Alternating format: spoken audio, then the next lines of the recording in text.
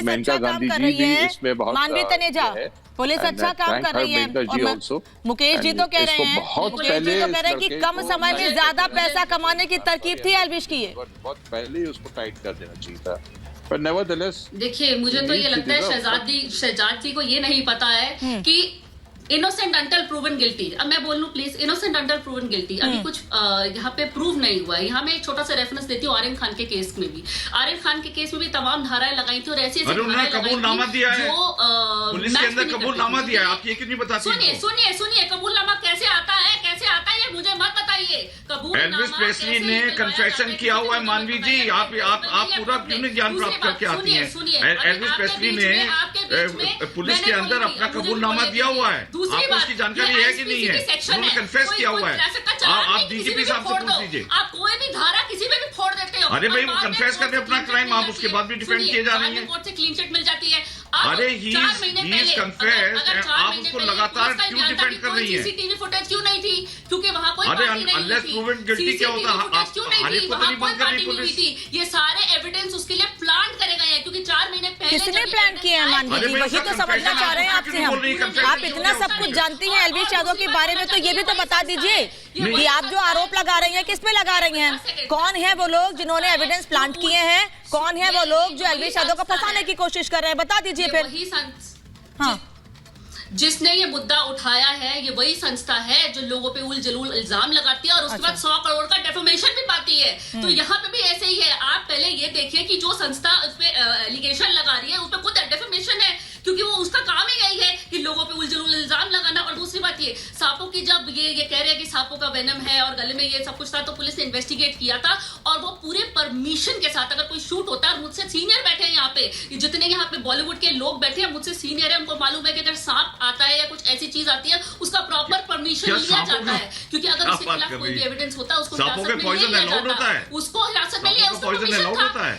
सांपों का पॉइजन नहीं था, ये प्लांट है। सांपों का पॉइजन प्लांट है। किस चीज का परमिशन था? उसने गले में डाल के फोटो। अरे भाई फॉरेंसिक साइंस जो जयपुर की है, एल्बम शूट की थी, उनको 30 ml का वायर मिला है और उन्होंने कहा इसके अंदर आप पहले आप ये क्लियर कीजिए। पहले आपने कहा कि एविडेंस प्लांट किए गए, फिर आपने कहा कि कैसे जुर्म उगलवाया जाता है ये सब जानते हैं, फिर आप कह रही हैं कि वो संस्था है, उस संस्था ने गलत तरीके से आरोप लगाए हैं। आप किस पर आरोप लगा रही हैं? आप पुलिस पे आरोप लगा रही हैं, आप उस संस्था पे आरोप लगा रही हैं, ये एल्विश गलत तरीके से बचाने की कोशिश कर रही हैं। आरोप नहीं लगा रही हूँ मैं पुलिस पे आरोप नहीं लगा रही हूँ। मैं बोल रही हूँ जिस संस्था ने इस चीज को उठाया, नवंबर पिछले साल जिस संस्था ने इस चीज को उठाया, वो खुद एक डेफेमेशन के केस पे उलझती रहती है। और दूसरी बात ये, अगर एल्विश हल्का सा भी गिल्टी होता, अगर इन्वॉल्व होता, तो उसको नवंबर में ही गिरफ्तार कर लेते, लेकिन पुलिस ने उसको गिरफ्तार नहीं किया। 2-3 बार उसको पूछताछ की। अच्छा ठीक है, मैं इसी बात पे डीजीपी सर के पास जा रही हूँ। मैम आपने पुलिस, आप कह रही हैं कि अगर वो थोड़ा सा भी गिल्टी होता तो नवंबर में ही गिरफ्तार कर लिया जाता। विक्रम सर, मैं इसी पे समझना चाहूंगी। मानवी जी कह रही हैं अगर गिल्टी होता गिरफ्तार हो जाता 4-5 महीने पहले, तब भी ये लोग सवाल खड़े करते कि कोई एविडेंस नहीं है, जांच नहीं की, उसके बाद बिना किसी सबूत के, बिना किसी जांच के गिरफ्तार कर लिया एल्विश को, तब भी सवाल पूछते ये। देखिए, हम लोग कई चीजें एक साथ मिक्सअप कर रहे हैं। अरेस्ट पॉइंट ऑफ टाइम पे तब होता है जब हमारे पास वांछित एविडेंस आ जाता है। वांछित एविडेंस आया, एल्विश के साथ साथ 8 लोग और गिरफ्तार हुए, 14 दिन की रिमांड पर हैं, और आप कह रहे हैं कि साथ सब प्लांटेड है। अगर प्लांटेड है तो आपके पास बड़े महंगे वकील हैं। ये कहिए कि आपके खिलाफ एक षड्यंत्र और कॉन्स्पिरेसी रची गई है, तो एक धारा और 120B क्रिमिनल कॉन्स्पिरेसी आईपीसी की ऐड कर दें, और वो कॉन्स्पिरेसी जिन लोगों ने षड्यंत्र किया है, जिसको हम कहते हैं शामिल तफ्तीश यानी इनकॉर्पोरेट इन द इन्वेस्टिगेशन, वो आप करेंगे नहीं। वाइल्ड एलिगेशंस, दुनिया भर के धुआंधार आरोप तो आप लगा देंगे, लेकिन जब प्रमाणित करने की बात आती है, अब बात आती है टिल प्रूवन गिल्टी। इन्वेस्टिगेशन की कई स्टेजेस आती हैं। इस वक्त ही इज एन एक्यूज्ड के बाद चार्जशीट होगा, फिर होगा चार्जशीटेड एक्यूज्ड, उसके बाद ट्रायल होगा। ट्रायल में अगर छूट जाएंगे तो कहते हैं कि साहब ये रिलीज हो गए। रिलीज 2 शर्तों पे हो सकते हैं, बेनिफिट ऑफ डाउट में, या फिर उसमें होता है कि क्लियर एक्विटल होता है, और तीसरा ये होता है कि कन्विक्शन हो जाए। इस तरीके का जहां स्पॉट अरेस्ट है, क्लास 1 ऑफिसर्स कंप्लेनेंट हैं, इनके छूटने के कोई रास्ते हमें दिख नहीं रहे हैं। और जो स्पॉट अरेस्ट और रिकवरीज हैं, मैं नहीं समझ पा रहा हूं कि इससे ज्यादा इनकॉन्ट्रोवर्टिबल अकाट्य साक्ष्य और क्या होंगे। इकबालिया बयान आ गया, अब आप कह रहे हैं कि साहब वो तो ले लिया, क्योंकि कोई भी बदमाश ये नहीं कहता है कि मैं दोषी हूं। सब ये कहते हैं साहब मुझसे ज्यादा शरीफ ज्यादा कोई न था, न है और न होगा, पुलिस वाले मुझे फंसा रहे हैं। ये बिल्कुल सही है। इन्वेस्टिगेशन की खूबसूरती ये है कि उसमें तथ्यों के आधार के ऊपर बिना किसी पूर्वाग्रह के अपने इन्वेस्टिगेशन को पूरा करे, कोर्ट के सामने पेश करे।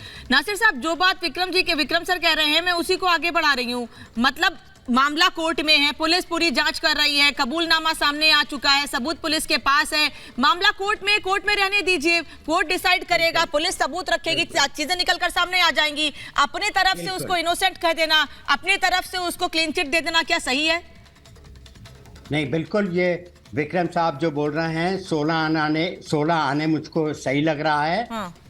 आरोप हैं, और मुझे जो बात अभी लग रही है वो ये है कि एल्विस अपने घमंड और अपने अहंकार में आकर के शो ऑफ करने लगा, उसी से पकड़ा गया। उसको अंदाजा शायद नहीं था कि कानून के मामले जो लाइनें लिखी होती हैं उसमें वो बड़ी संगीन होती हैं, और बहुत से लोगों को अंदाजा नहीं होता बेचारों को कि ये चीज़ बड़ी मतलब ये कि घोर अपराध हो सकता है, इससे अरेस्ट हो सकती है उसकी।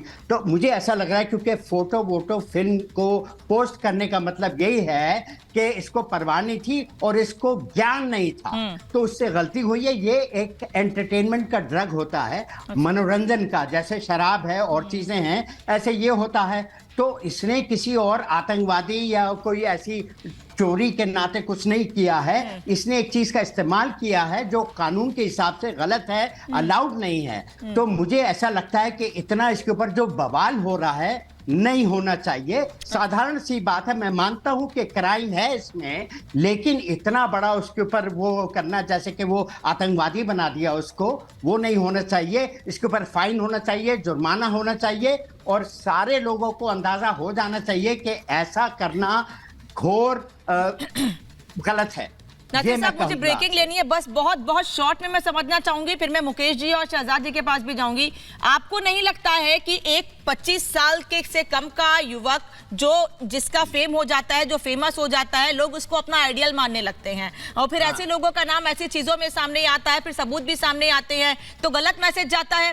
फिर लोग ऐसे ही लोगों को अपना आदर्श मानेंगे जो सांपों के जहर की तस्करी कर रहे हैं। वो अलग बात है, वो बात की बात है। असल बात तो यही है ना कि उसने गलत फहमी में आके, घमंड में आके, क्योंकि बड़ा फेमस हो गया था, शोहरत आ गई थी, इनको अंदाजा नहीं होता कि कुछ चीजें ऐसी हैं जो इनके पीछे, हाथ धो के पीछे पड़ सकती हैं। तो ये है चक्कर असल। अच्छा। वो बात अलग है कि लोग फिर इंप्रेस हों और उनको कॉपी करें, वो अलग बात है, सही बात है, लेकिन उसकी फिक्र की जो बात है, बात की बात है, उसके लिए चलिए ठीक है। मैं